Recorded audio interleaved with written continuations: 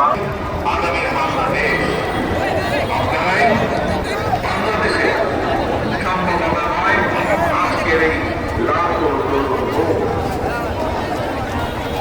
আপনারাই প্রতিনিধিত্ব করেন আগামী বাংলাদেশ। এই চালুবাই ফ্যাসিবাদ মুক্ত বাংলাদেশের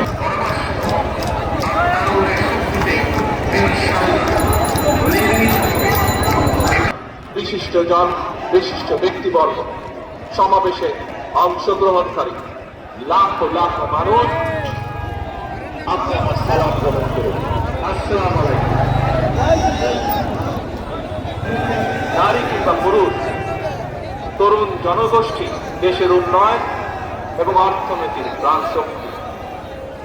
তারুণ্যের শক্তি আর নারী শক্তিকে কর্ম পরিকল্পনার বাইরে রেখে কখনোই একটি রাষ্ট্র এগিয়ে যেতে পারে না। এবং তাই